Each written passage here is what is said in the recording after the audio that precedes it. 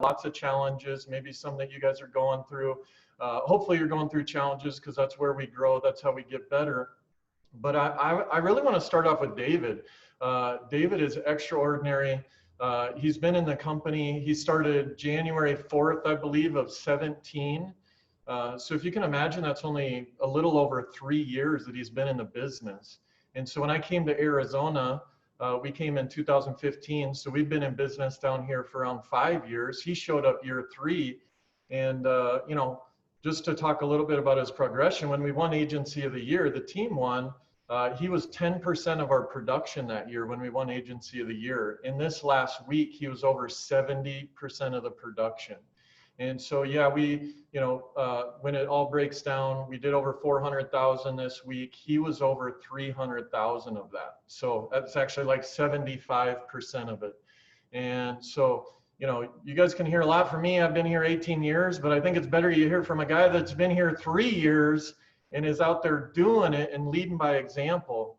Now, let me just say a couple things. He's really humble, and he won't say, maybe told himself a little bit, but, you know, telling his story, I asked him to talk about a couple things. But number one, this week, when his company wrote over 300,000, he wrote over 10,000 of it. And so he led from the front. He had 67 codes last month, and he wrote 10,000, over 10,000 this week. So he obviously wasn't too big or too busy, or, you know, he didn't have too much money that he wasn't willing to go lead by example. And that's why I love him.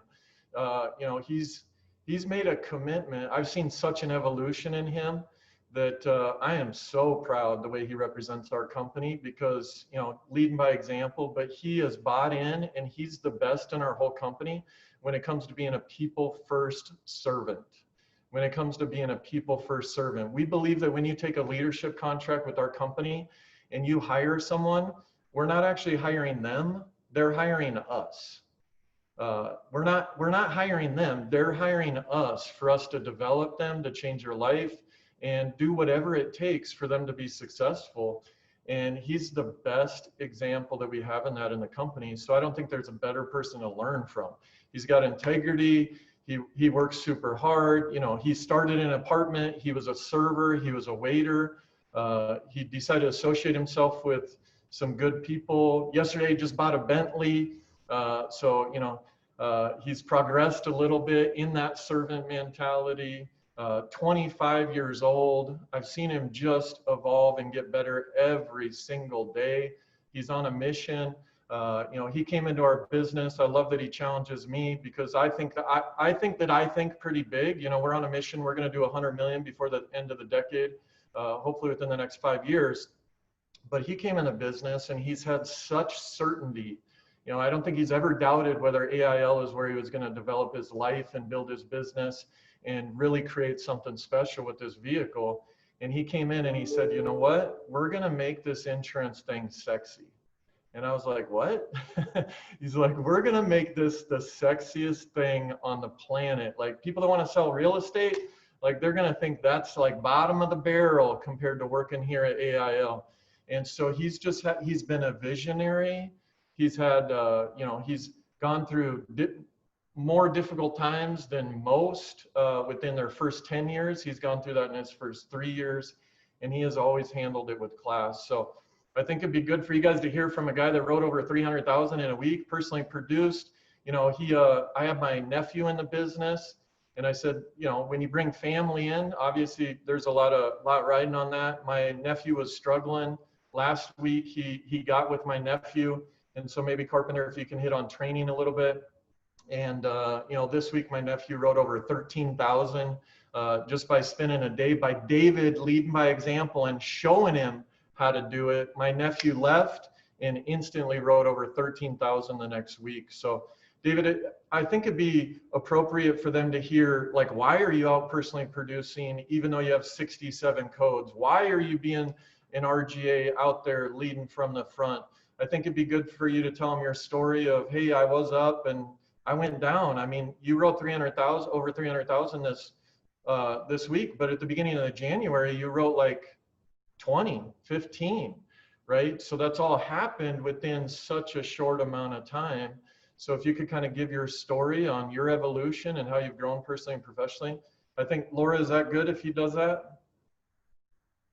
Okay. All right. Wonderful, David. Uh, Well, thank you so much, Coach. That was, you always get me emotional. I always say like I was never emotional until I really like met Dustin Venekamp, and he just like hits you right in your heart, man. So appreciate you. I wouldn't be half the man I am today in business and life and just in general. My character and who I am has a lot to do with Dustin, and a lot that I'm going to be sharing with you guys today came from him. And you're going to hear him talk here in a second. One of the most incredible human beings I've ever met in my entire life. So you guys are definitely in for a treat there. But I want to just be real with you guys and walk you through my own experiences, things I've learned to hopefully you can take a couple of things away from what I've had to go through that'll help you elevate yourself in business. If that's okay with you guys, thumbs up if that's cool. All right. So Dustin wanted me to talk about my journey of when I didn't lead from the front, and then when I did. You guys want to hear that? So starting out, we had some moderate success, and I got too big to do the small things. And what happened is we ended up losing some of the guys. I lost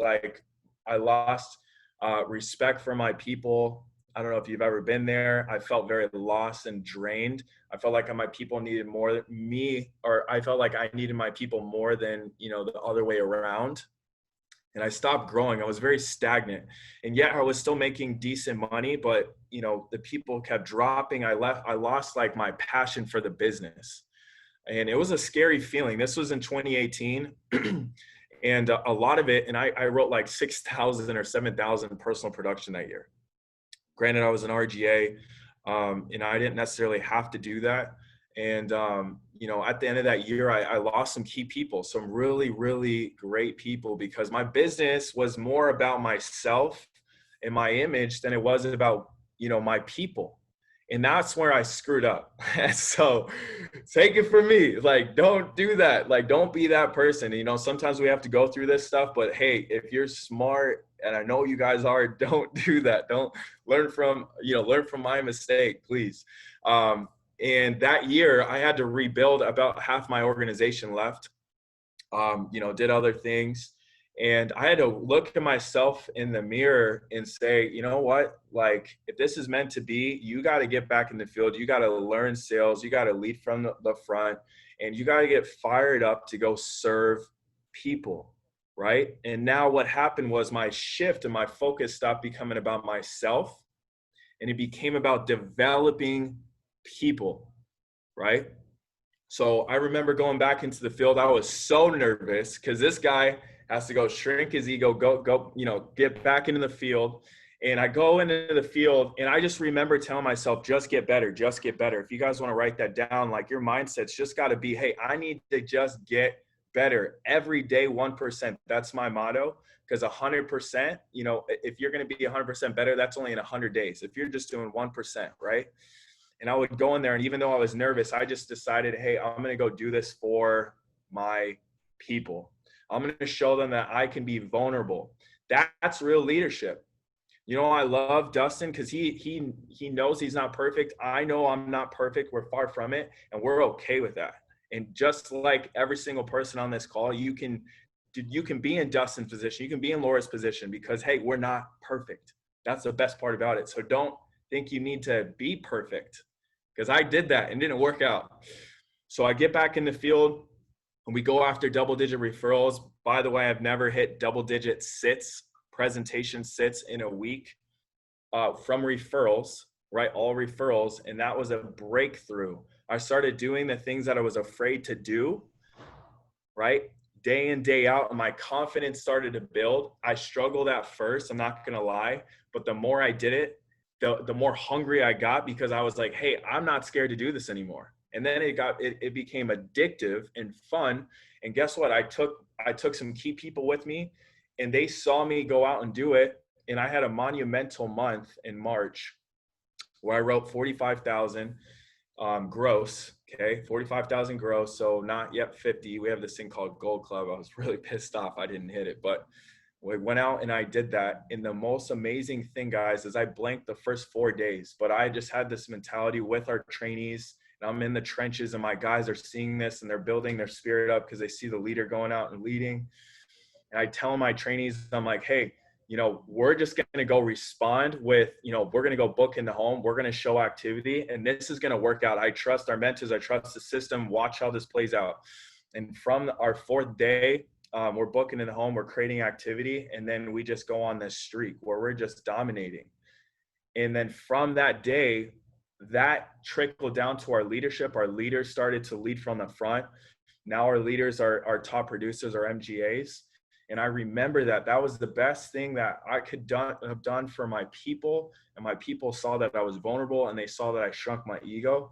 And I got more free. I had more peace because I realized that I didn't have to be perfect. That I'm like, hey, I'm just going to go do my absolute best. I'm going to give effort. I'm going to give it all I got. And I'm going to show my people that I freaking care about them. And we'll see what happens. And the rest was history.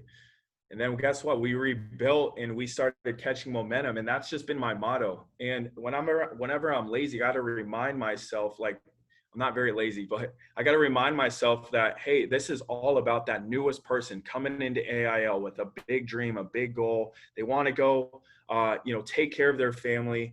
Even if you are where you want to be, make your goals about other people. That's going to give you some fire to go after and help these guys. I'm telling you, there's no better feeling in the world. I'm sure Laura can contest than watching someone else change their life, watching someone else make $2,000 in a week, $4,000 plus in a week, so on and so forth, and seeing their face and how happy they are. And you take someone from unbelief to believing, right? And that's what this business is. It's the most beautiful part about this business. So if I can give you guys some tips too, before, I pass it to Dustin, I want to take all the time in the world. I love this business. I'm passionate about it. I love people. Right? I love that you guys are on here getting better. Like, my salute you guys. This is the right company. You have the right leader. This is the time to really grab hold of this, learn it, and master it, and say, hey, Laura, I'm your right-hand person. Let's go all in. And whatever you tell me to do, I'm going to do more. I'm going to develop myself. I'm going to be vulnerable. I'm going to lead from the front. I'm going to watch my life change in a year from now, because that's what happened to me.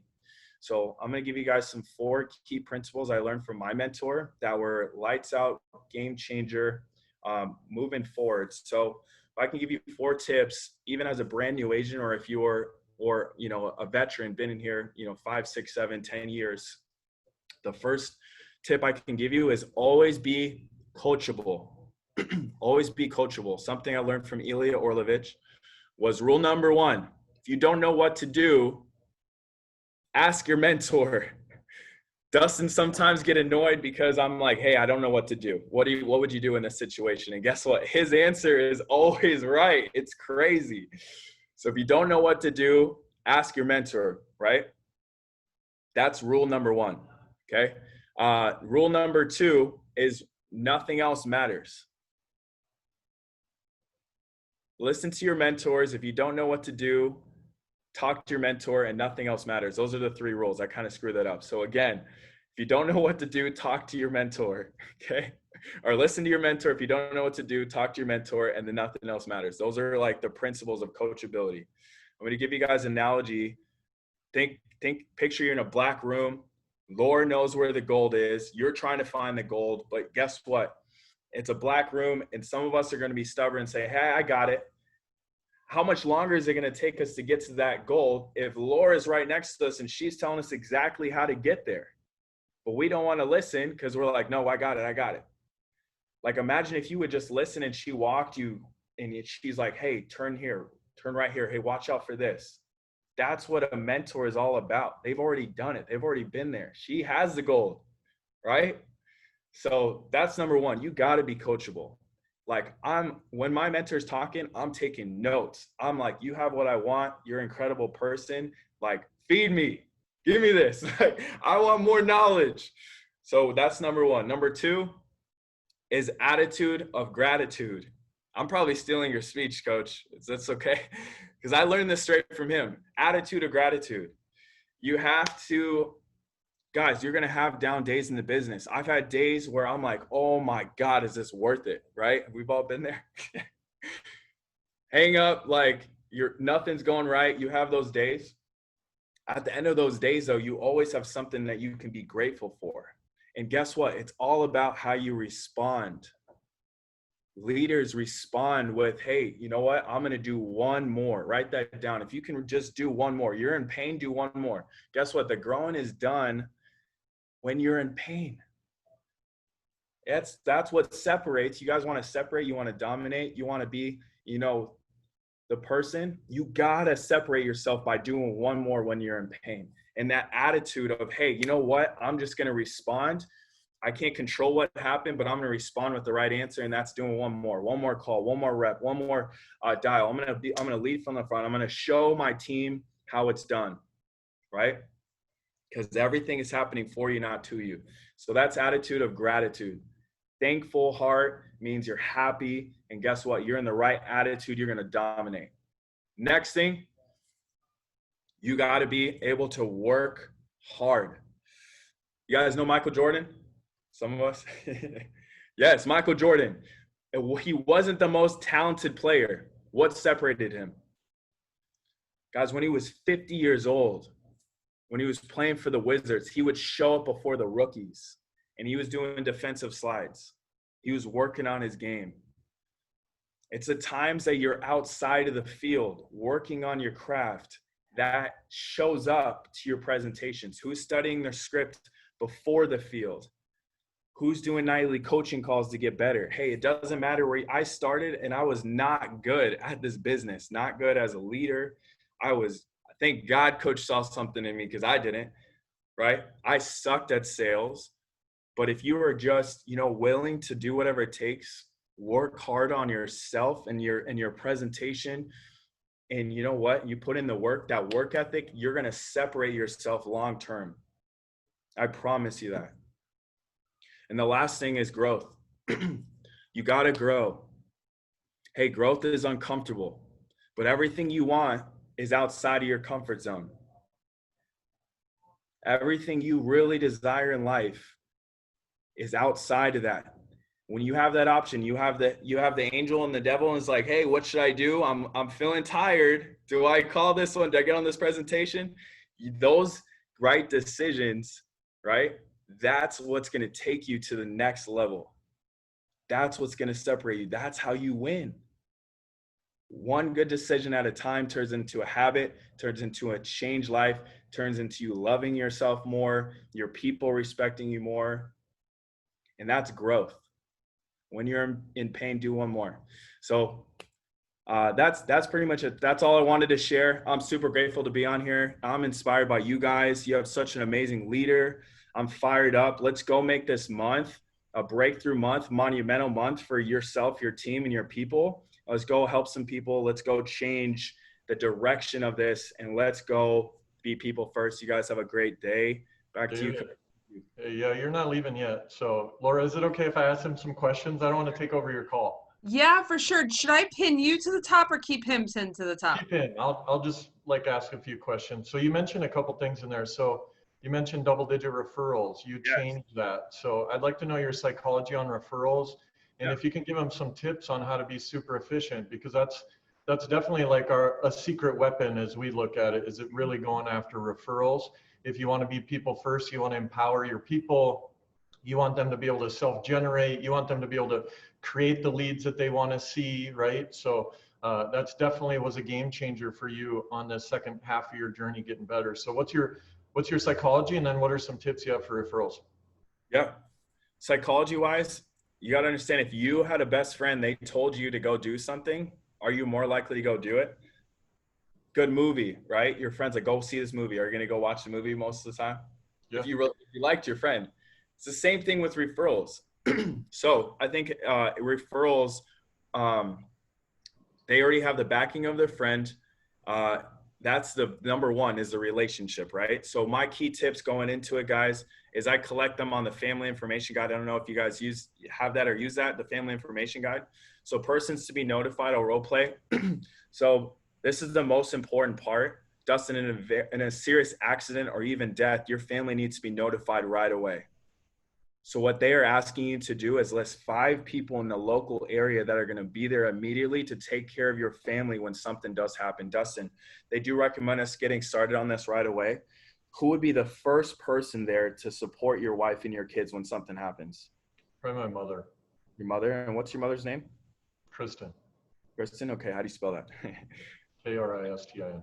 Okay, and then who's your best friend that's going to be in the area immediately to support your wife and your kids? Dustin Dunbar. Dustin Dunbar. Okay. Yep. Okay, and then who's your supervisor that we need to notify right away that you're going to be out of work? Rick Altig. Rick Altig. Okay.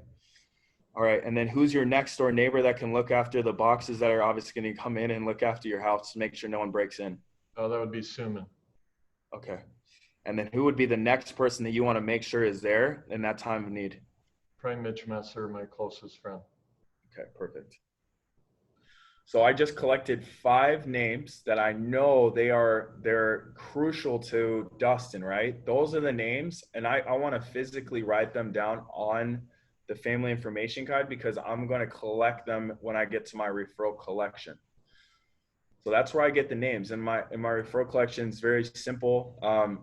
If it's, a union, I say, because you're in good standing with your union, these benefits are automatically extended out to people that are closest to you.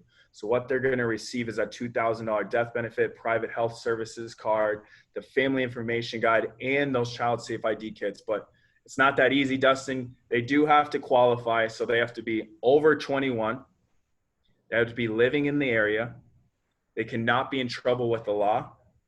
And they have to be working or retired. Now, I know that excludes everybody, right? I'm just kidding. Yeah, they're good. But Dustin, what we're going to do, though, is let's start with the people on the family information guide because these people mean the most to you, right? Yes. All right. So starting here, we have Mitch Messer. Does he qualify? Yes, he does. Okay. How many kids does he have? He has 3. 3. We'll make sure we get those child safe ID. Perfect. So just to point out a couple things on the family information guide, you went after neighbors, you went after coworkers, you went after close friends. Church you can go after, right, if they go to service. I see one big mistake a lot of people make on referrals is they just get family because that's the easiest. In fact, you should go after these other people because family are the easiest. So go and you want to build a forest with the referrals rather than just one tree line of family. So I think that's vital. And so Carpenter, like you preach double-digit referrals, like why do you go after that? Why? Because it's easy. It's simple. It's fun. It's sexy. Because you can book in the home. That was a game changer for a right after appointment. And you can do the same thing with them because they're already trained. Once you're 3rd, 4th, 5th generation deep, Dustin, what I've noticed is it just gets easier and easier because you can name drop 5 names that they know. And if all 5 buy, what do you think the next 5 are going to do? Buy. Yes. So you say they're already trained because they already got the text message. They already got booked from Zoom or in the home, wherever we're doing it. So they're not scared of this process because it already happened to them is what you're saying. Yeah. And so exactly. You say it's sexy. What do you mean by that? Sexy means like you can make $100,000, $200,000 in less than 30 hours. We call that the American dream. And the way to do that is double-digit referrals because when I get into the right referral chain, I can run 5 to 6 referral presentations back to back to back because they're all set up and I'm name dropping. They're all purchasing the products as long as they can qualify. So I'm working more efficiently rather than guessing whether this guy's going to qualify or like me or not. You guys ever have those times with leads? When you have referrals and they're qualified, you know what they do for work and they have kids and their last 2 people that you sat with before them bought and you're name dropping, it's almost an auto sale. Yeah. Or they didn't even buy. It doesn't matter if they bought or not, but if you didn't buy, they didn't qualify, you're still there, you're still doing it. And so like my cousin, you fixed him. And when I talk to my cousin nowadays, he's like, it's so much better, so much easier. Because you trained him referrals. You knew that that's what I had to go after. I'm gonna empower him. And so what you did is now he makes 5 phone calls and books 4 instead of making 70 dials booking 2. Yeah. Right? Yeah. And so that's how he went from writing 1 to 2 to 3,000 a week to writing 13,000 in a week and doing half the work, not even like a quarter of the work, right? So that's our mission. That is like our game plan for us to write 100 million. If I'm giving you like our secrets or our mission or our vision, like we're going to create the American dream and we're going to make insurance sexy. This pandemic was a miracle for us and our company because it literally just made it sexy. Because, you know, my nephew just made 13,000 total comp, 6,000 cash from the safety of his home, basically working a part-time job. Like that's pretty sexy, right? And so just having that as a major focus of we're going to teach people how to do double-digit referrals in 30 hours or less. If you think about it, doing, you know, if you're booking from the home, the clients are booking for you. Can you role play booking from the home? I think that's pretty valuable for them. I'm sure you guys are experts at all of this. We're just giving you like our No, you're actually, if I could interject, this is awesome, like the actual technical stuff that you're giving, because you guys are really doing phenomenal with referral business. I was going to ask again, role playing, rolling a referral, and maybe the text message that you send. But Dave, I'll let you rock and roll. Thank you so much. No problem. So, Coach, there's only two problems here. Number one, we're booked every single hour on the hour, seeing 40,000 different unions right now. Number two, just to be honest with you, is the communication barrier with your friends and us. And we really don't have time to play phone tag with them because of how busy we are. Okay. So I know you have 10 people listed here. If you can pick, just say your top 5, if we could possibly get them out, you know, these benefits out to them, who would that be? That would be Mitch, Dunbar, Larry, Curly, and Mo. Okay. So Dunbar here has 3. He has the most kids. He's got 3. So obviously he's pretty important to you, right, Coach? Yeah, very. Okay. So why don't we give him a call just so we can fill him in, Coach? So that way he's not confused anymore and we can get these benefits out to him before we get too busy. Does that make sense? Okay. All right. And then I'll wait. Go ahead and put him on speaker and I'll explain. Just let him know that I'm your benefit rep and I'll explain everything. Okay. You want me to call him right now? Yeah. Yep. Just so that way we can make sure we get it out to him. Because if not, chances are we're probably not going to. Okay. So just, we'll do that again, but I don't know if you guys know what he did there is he created a problem rather than like, hey, please book them for me. Like when you really get good at this business, you serve people, right? And so essentially the way he's setting this up is he's genuinely trying to serve their family. So he's letting them know the true facts of the problem. Like they're not going to know who I am. I'm way too busy. If I don't, a line you miss there, DC, is if I don't see him in the next day or two, I'm most likely not going to see him. So there's some urgency here, right? So you just be honest with them on the true life problems and put them to work. You want to put them to work. Like they need to go to work because we're giving them huge value for their family.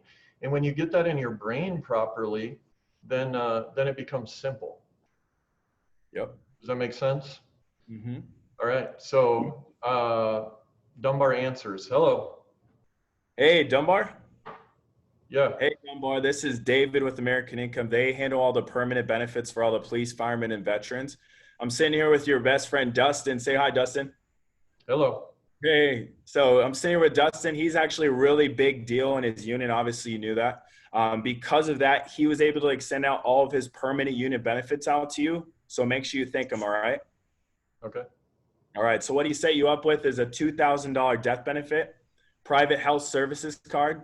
Now, Dunbar, if you can qualify the same permanent benefits that are reserved for the police officers, firefighters, and the veterans. Now, I told Dustin the problem is we're booked every single hour on the hour, servicing over 40,000 different unions. But he did select you and wanted to make sure that you were a top priority. And due to the fact that Dustin's been in the union for quite some time, we said, yes, that's fine. So the issue is, though, our schedule's filling up. What time are you off of work? I get off at 6. You get off at 6? Okay. So you're off at 6? Yeah. Okay, great. I can squeeze you in at 7 o'clock, or I can see you at 8 o'clock right before I have a police officer to see which one works better for you. Probably 8 o'clock because my wife gets home at 7. Okay, 8 o'clock. Yeah. I'm going to put you in here now. Just make sure you give your wife a heads up, because I don't want her to be, obviously mad at me and you that we didn't, tell her. Yeah. And then, I just want to make sure, Dunbar, that this time works for you, because again, this is taking time away from another union family that we have to service. So is there any reason why you would not be there at 8 o'clock? No.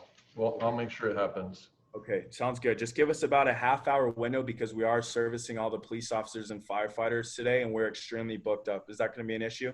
No, I'll make it happen. Okay, sounds good. That's pretty much it. So Laura, I don't know if that's any different than what you guys are doing, or if you guys got any other questions on it.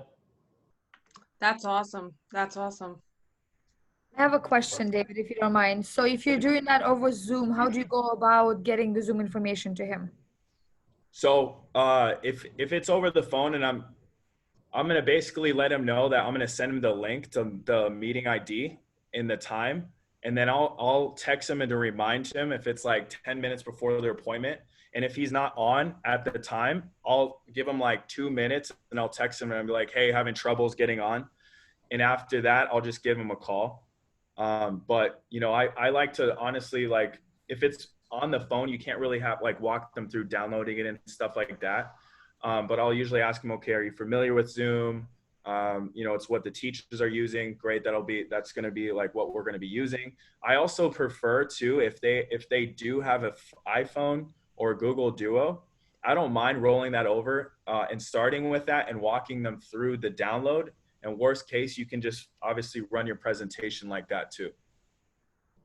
Well, that's a big thing, and I'm sure you guys are doing this, but just to reemphasize, like when we set appointments, they're for right now, instantly, and even if we can't set them, we get them face to face. Correct. So that way it's kind of like a drop by. So we're not, oh, we'll Zoom later. No, like we need to get Zoom right now. Well, I'm working right now. That's not a problem. I'm going to send you the link. We need to get it downloaded. We need to get the portal set up so that we can take care of your benefits later. So I'm going to send you the link right now. Did you get it? Right? And then you get them face to face, because once you get them face to face, we're not telemarketers anymore. They put a face with the benefits, and then you schedule for later. That's a big game changer that we've learned throughout this process. Yep. So DC, and then I think, is it okay if he answers some questions on like personal recruiting? Like he's literally the best of the best in the company. Yeah, absolutely. So DC, what's your psychology? Why do you personal recruit? Like, because out of your 73 codes, I forget 67 codes.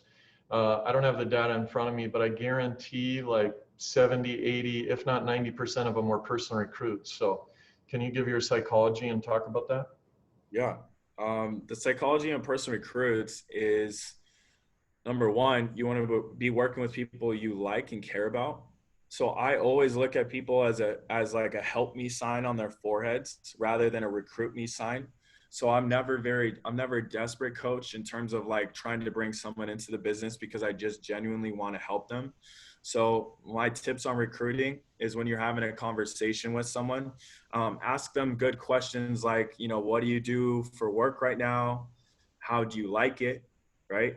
You want to figure out a problem, again, coach, like we talked about, solving problems, where if they don't like their job, that's when I can go ahead and say, you know what, I can't promise you anything, but there are some positions that are opening up right now with management. You seem like you're motivated.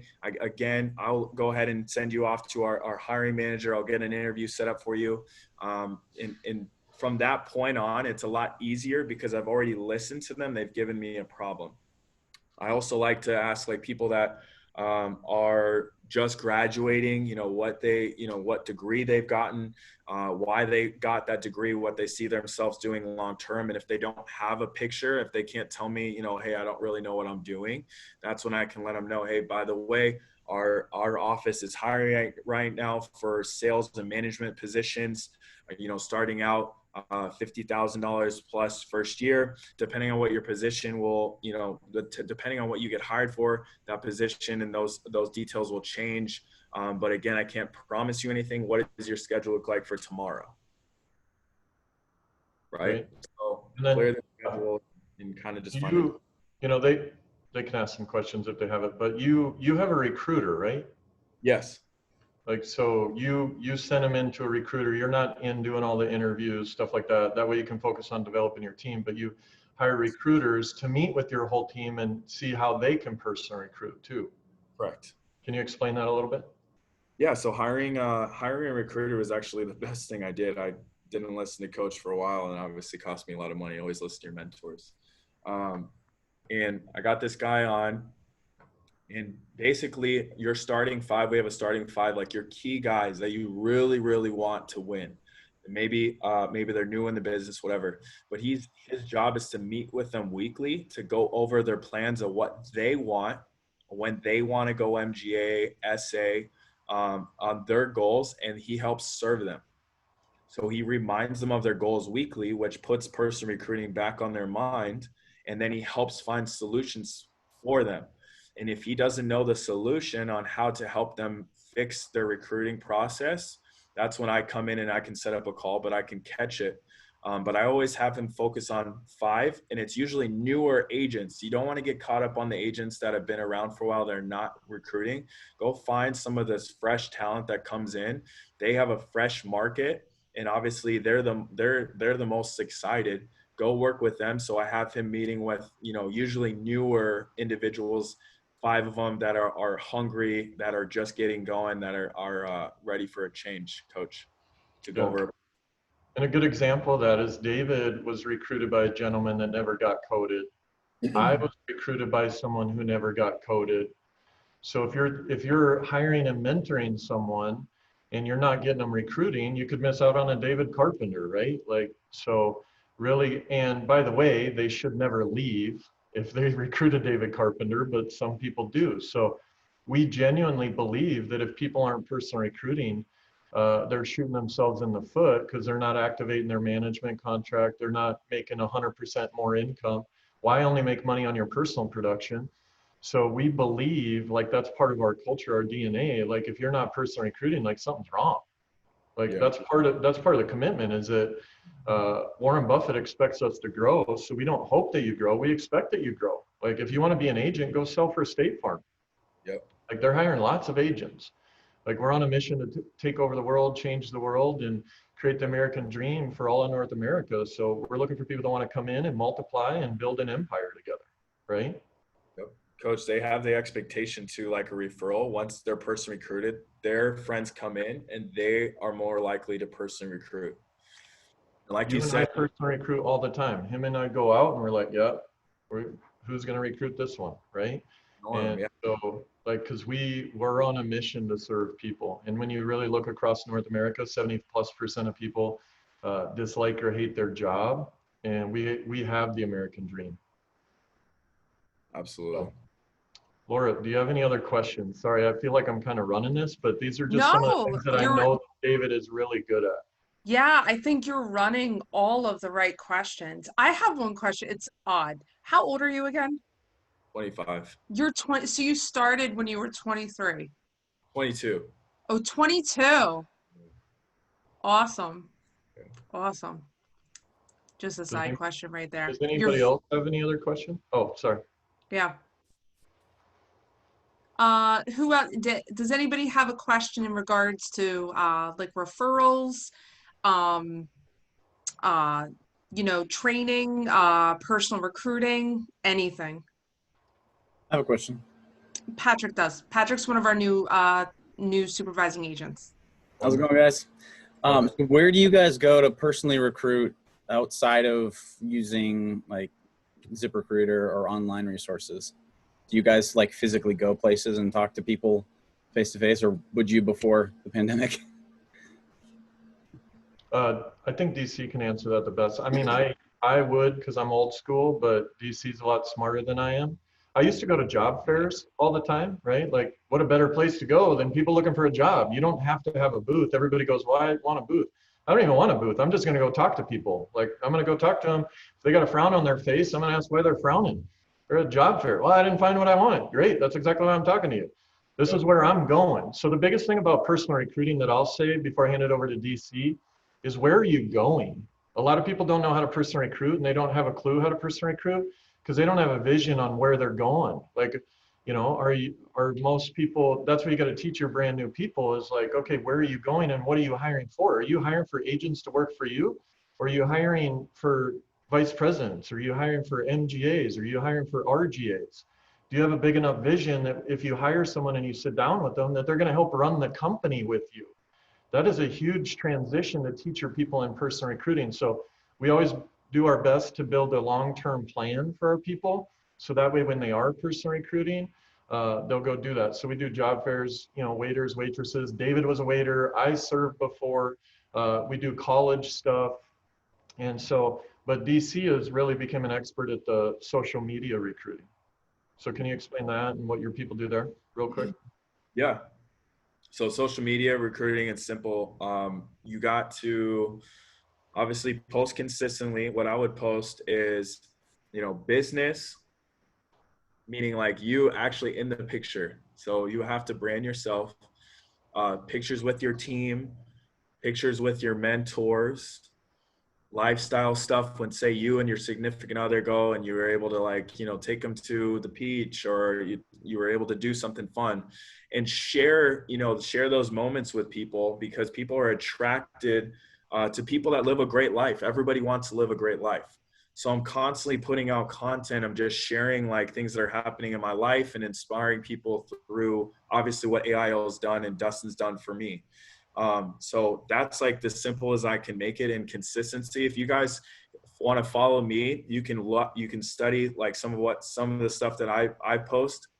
But even when I was brand new, even when I was like studying for my license, I would post like on my stories, on stories on this, I would say like, I'm so excited for my new career and studying. And like, I would show my work ethic and I was recruiting people even before I got licensed. And when I didn't have a story yet, I would take a picture with my MGA and I was like, I'm so proud of him. Congratulations on taking your 6-figure contract. That's actually how I recruited Trace Johnson. So just leveraging other people and taking pictures, even with your mentor, just showing people that you're doing something on social media. It's crazy how many people are actually watching consistently. So, and outside of that, like Coach said, you got to just be aware when you go out, like just try to connect with people and look for sharp people. And if you like them, just talk to them because the more you do it, the better you'll be at it. Strike a conversation like, you know, hey, you're very sharp. We enjoyed our experience here today. You said you were studying business. We thought of you. The company is hiring. The company that I'm working for. Long story short, I'll give you some more details later. But let me grab your number. And if you're interested in a career change, I'll go ahead and give you some more information on it. Right? So connection first, listening to them, whatever they're giving you. I'm always trying to connect first because it brings their barriers down. And then I can always share, get their information and then, set up a call from there. But those are just some tips. My approach in person recruiting is asking who they know. That's my favorite way to do it. It lowers the pressure. If you got like a 30, 60-second spiel on Warren Buffett, top 2,000 company in the world, voted happiest workplace, we're taking over the world. We're hiring for VPs, management, people that are going to build an empire with us. We love people. We love helping people. Do you know anybody that isn't happy that would be excited about coming with us on this journey to impact people and change the world? Something like that. And it totally lowers the pressure. Why are you laughing, DC? No, it's true. It works. You do it all the time. So you can either do the direct or the non-direct approach. So.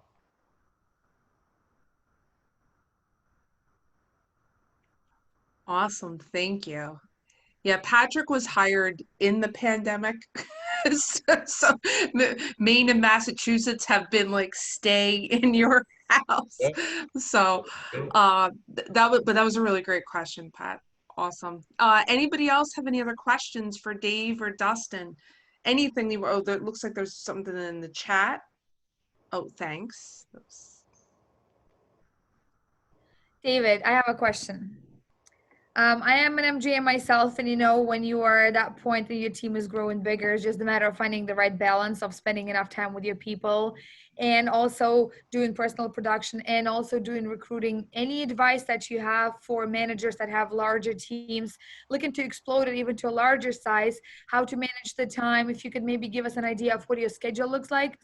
if you have anybody helping you, or what do you do to stay so productive ALP wise and growing your team? Yeah, that's a great question. So I would always major on the majors. So you have to figure out what's the most important part of your business. So I would say, obviously, leading from the front is very important. So field hours are, you got to figure out your field hours. And before your field hours, what I like to do personally, I always like to talk to my key guys in the morning. I need to see where they're at, where their minds are at. I like to talk to them is the first thing I would do. I always have a to-do list of what I need to get done. So I have a to-do list. I learned that from Dustin. And I have a calendar built in like kind of a preset schedule.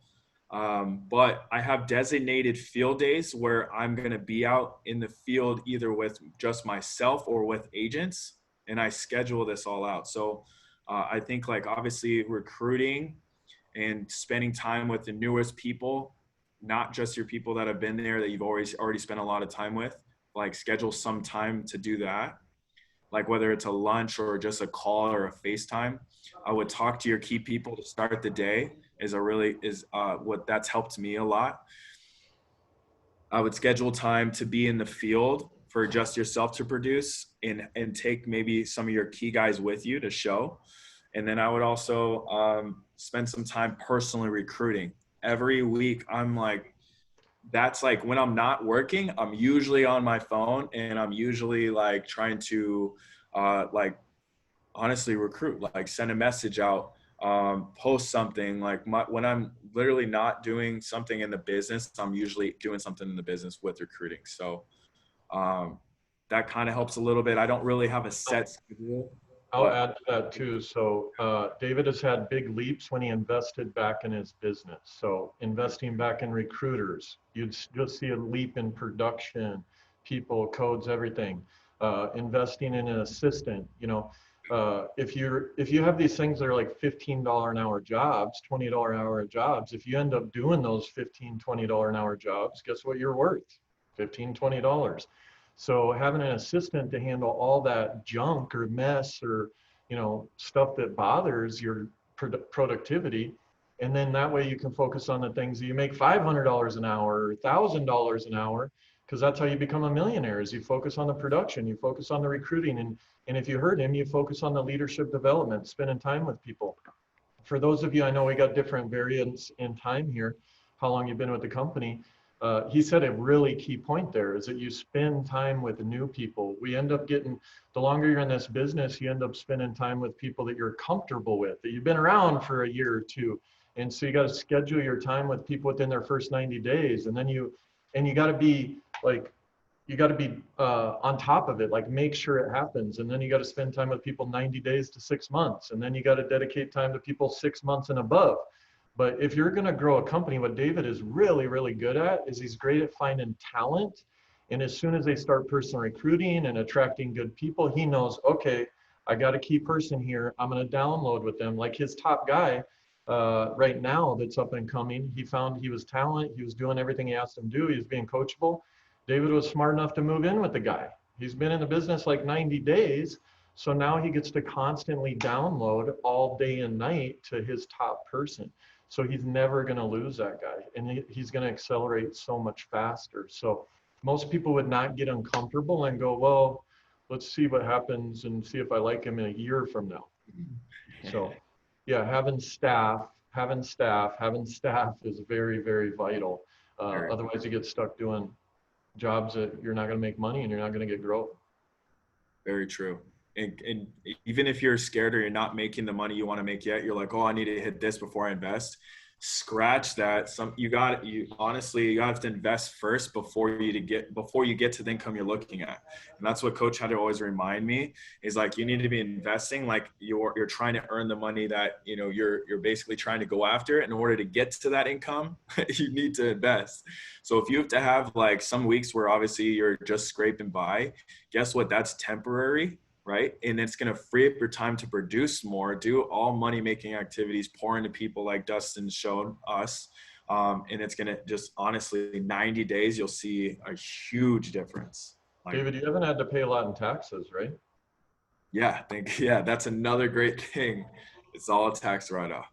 because you invest so much money. David has been, you know, even this last year, he was going through some quality stuff. Like, he was living on his credit cards for a while, like most of the top leaders have, right? So, and he was still investing, because when you run a business, sometimes you got to run a business on credit, and that's what owners do. That's a difference maker. Some people make money, they keep it all, and they act like an employee.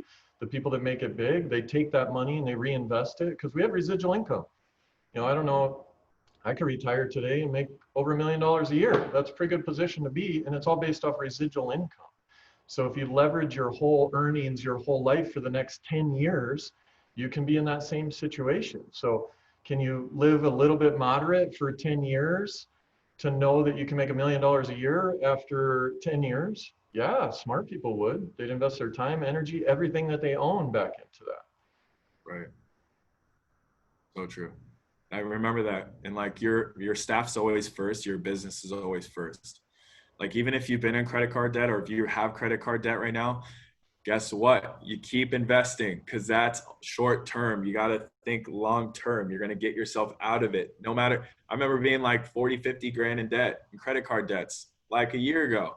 In literally 1 month, I paid it all off and put freaking money back into my account. And it was just like, boom, because it was just I was like pouring in. It's like a well, you keep pumping, and then eventually you get what you're looking for. But if you don't do the right stuff consistently and invest in all the stuff we're talking about, you won't get there. But I wanted to share that if you guys, you know, some of us are going through stuff, like, just know that it all gets better if you're consistent and you do invest. The sun keeps coming in. Easy, son. That was awesome. I took notes on that, because we've got a lot of, I would say, not only MGAs on the call, but we have a lot of people that are looking to be MGAs, and they're really excited about that. And I think that's one of the best things to go over with an MGA is how to really make the most of it. And you know, so I wrote down what you said, and I like 100% agree with you, like 100%. And, you know, if you really want to get big, you've gotta major in major things. Like, you can't be dabbling in like $15 an hour jobs. So I wrote down again for an MGA, make sure the 3 things that you did. For anybody looking on this call to be an MGA or a super successful MGA, RGA, like right out of the horse's mouth right here. Number 1, make sure you're designating field time each week for yourself and leading from the front. That's huge. And I agree with you on that. You know what I mean? Talk is talk, but if I can show you how to do it, I'm always going to have more credibility long term. And you're doing it, coding 67 people a month. You know what I mean? And then the second thing you said was schedule a time every single morning to talk to your newest people.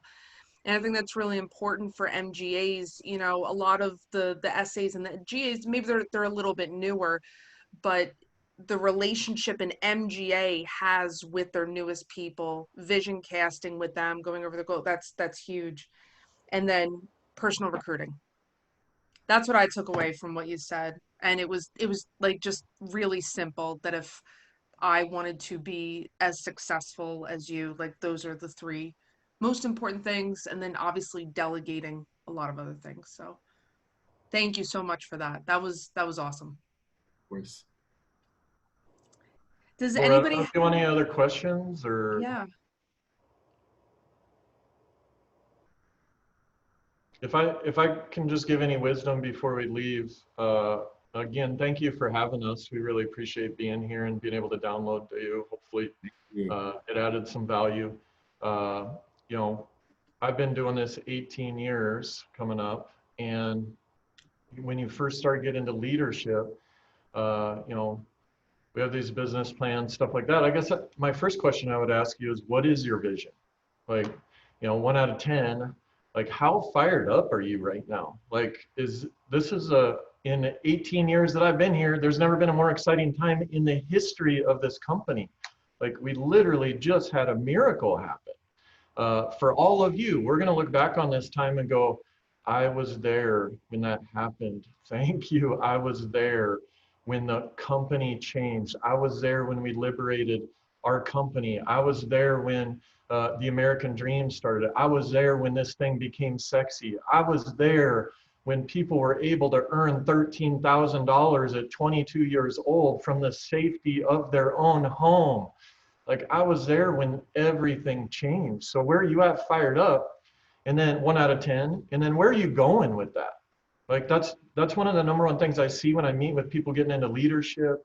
You know, the ones that are struggling, I sit with them for 5 minutes and I figure out, okay, well, this person's focused on the past or the present. And then you spend a minute with David Carpenter and you're like, this guy's fired up, ready to take over the world because he's focused on the future. And so, you know, the quote from the Bible is, without vision, people will perish. So your people will perish. Your A players, your people that you could build an empire with will fail if you don't have a vision for where you are going. You're going to lose all the great people. You know who you're going to keep if you don't have a good vision? The not as good of people. So you got to elevate your vision. You got to elevate your game if you want to attract DCs, David Carpenters, and you guys are rock stars on here too. So if you want to attract people like yourself. And so what is your vision? You know, we know where we're going. David knows where he's going. So hopefully you know that, because if you do know that, you will be fired up. You will be 10 out of 10 if you know where you're going and you're focused on the future. And then, you know, let's say you are fired up. Let's say you are 10 out of 10. I think if I can give you 18 years of wisdom is you got to figure out which business we're in. Like, what do we do for business? What is it that we do? Most people would say sell insurance. Most people would say we recruit. Most people, a lot of different stuff. The reality is the sooner you figure out that we're in the people business, the better. The sooner you figure out that we're in the people business, the better. So the beautiful thing about our business is that we can create our life. If you're in creation mode, if you're focused on the future, you can create your dream life. Like, anything that you want in life, you can create your dream life. But you got to know what that dream life is. So you got to write it down. You got to get after it, and then you got to build a business plan. That's what I love about EIL. It's a vehicle to get us anything that we want in life. Most people make a mistake because they, like, whatever money they earn, they just go, okay, I'm gonna have, you know, I'm gonna live this life based on what's happened. No, you got to dictate what's going to happen. And so we're in the people business. And so a lot of people get stuck with systems and processes. And David, you know, David's an amazing example. Like, why does he still personally produce? Like, he doesn't have to do that. He's doing that because he realizes he's in the people business and he needs to be with the people and he needs to believe in the people and the people need to believe in him. Like, that's how he evolves so much as a person, is that he understands that I'm just willing to do whatever it takes to make this person successful. And so sometimes we get stuck in the systems and processes. What it's really about, it's about selecting people, like key people. You have this vision, you know where you're going, and you just make a decision. Like, David Carpenter doesn't have a chance to leave this company. Like, there's no chance that he can ever leave this company because I'll never let it happen. I have more certainty for him than he has for himself. That's why you got to have so much vision on where you're going. Because when people waver and they get weird and they start listening to the wrong people or they're going through a down time, this is a people business and you got to go, no, we're going to 100 million. Like, I know things are going bad. We're going to 100 million. And I know that you're not thinking good and your brain is screwed up. It doesn't matter. I'm not letting your brain be screwed up anymore. This is where we're going. You need to have such certainty, and you don't have to be here a long time. You don't have to be successful. You don't have, like, certainty starts from the second. The best thing that ever happened to me in my life was I almost quit after 2 months because I came in and I was an employee. I was going through the motions. I was doing what they told me to do, all this other stuff. And then I asked how I get promoted and they go, well, I don't think you can get promoted. There's already a supervisor. There's already a general agent. There's already an MGA. There's already an RGA. There's already Rick Altig and Eli Orlovich. I don't think you can get promoted. And I quit. I literally quit. And I'm like, I'm done with this AIL. I'm done with this insurance thing. So I went to my dad and I go, hey, Dad, I tried this insurance thing. What do you think I should do? And he goes, what are you talking about? I go, I tried this insurance thing. What do you think I should do? He goes, how long have you been there? And I go, 2 months. He goes, no son of mine would quit anything after 2 months. You haven't even started. And so I went from not liking American Income and really disliking working nights and weekends and all this other stuff. But then instantly in a moment, I go, you're right. I go, I haven't started yet. I haven't even taken ownership. I'm being a victim in every situation possible. I'm being an employee. And so I literally took ownership and I said, you're right, I'm going to give this 2 years of everything I got. I'm going to give this 2 years of everything I got. And what happened is I took ownership. And so that's one of the biggest things is like, okay, hopefully you guys understand that you don't work for Laura or Ryan or anybody, right? Like, because I used to work for my managers at that moment. I worked for them. David doesn't work for me. David works for himself. In fact, I work for David, right? And so getting our people to have vision, understanding that it's a people business, like the number one thing you got to get them over is you got to get them to take ownership of their business, that they got to become the CEO. So you got to rattle them a little bit and go, quit acting like an employee. This is where we're going. You're going to play a huge role in this, because my whole life changed. I went from going through the motions, like you'll see people aren't fired up a little bit and they're complaining a lot. You just got to go, okay, they lost vision. They're about ready to perish. I need to shake them. I need to wake them up. I need to get them fired up. I need to figure out what their why is. And we need to build a plan, a road path for them. We always do career meetings with people as soon as we hire them. We build a 10-year dream. We figure out what they want, and then we work for them to help them get it. And so I went from, I just want to get promoted to, I'm taking over the world, and it happened in a second. It literally happened in a second. I went all in.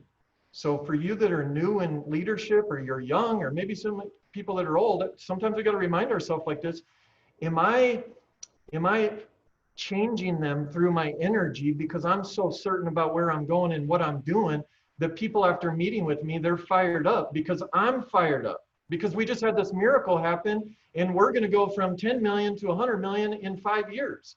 And why are we going to do that? Because we have to, because people need us, because we're on a mission, because there's a lot of single moms out there that should be writing ALP from the safety of their own home, because we want people to be liberated, because we're on a freaking mission to help the United States and the working class people. We hire all different types of people. We're going to liberate everybody.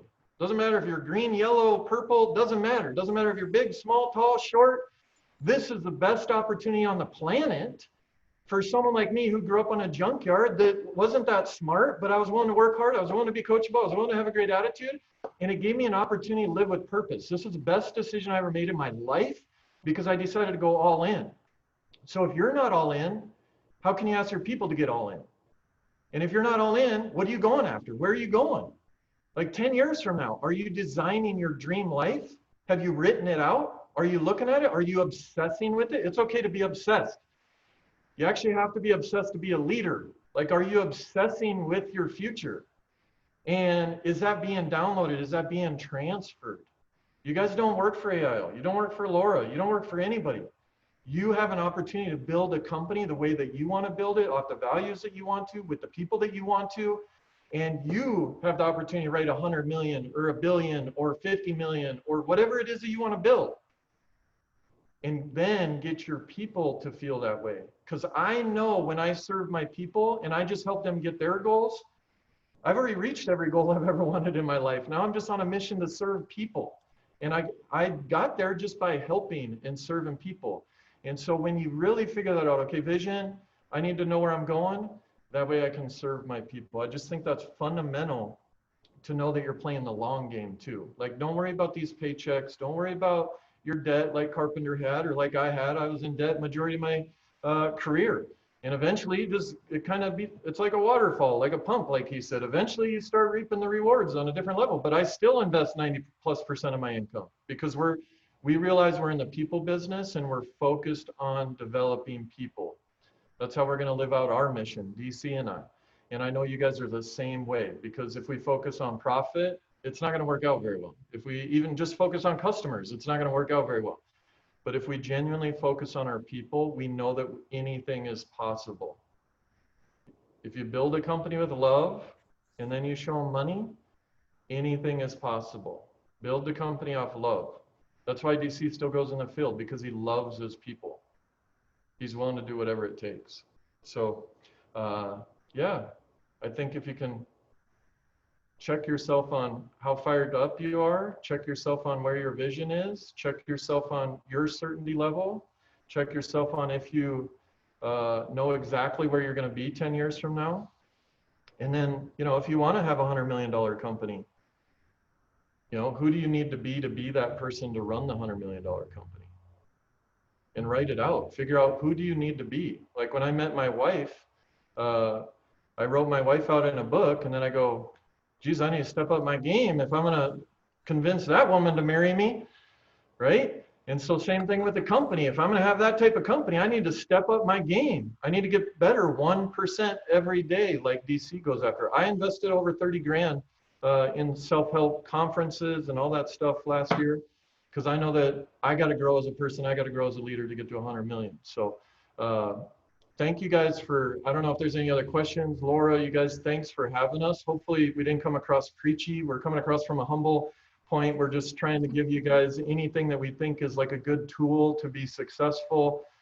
We know you guys have crazy momentum right now. I saw you guys are up 20%, which is amazing. Now it's time to add fuel to the fire. When you get that momentum, you don't want to lose it. Like, this is a time to press. This is a time to go all in. This is a time to invest in your people. Like, if you can do anything, write down your 10-year dream after this, build a business plan, and then go meet with your people, shake them, wake them up, and go, let's take over the world. Let's change the world. Let's do something special. We don't want to miss this moment. You don't want to miss this moment. When we're going to virtual and the whole company's changing, you want to lead the way on it. You don't want to be wondering, geez, what the heck happened to those people that are taking over the world? We should have been doing that. Don't be that person. So get in create mode, have some fun. You guys are incredible. Thank you, Laura. Thank you so much. Thank you, Dustin. Thank you, David. We couldn't have been more blessed to have you guys on here. We appreciate you. Nothing was preachy. You were just kind, you were humble, and you're relentless. So that was what we needed. So thank you so much for taking your time out. We're gonna go rock and roll right now, team. We're gonna put everything that we learned into practice ASAP, not tomorrow, right now. So thank you both. We love you both. Guys soon. Yeah. Convention. Awesome, guys. We appreciate you. Thank you so much. You guys have an awesome night, okay? Bye, guys. Bye.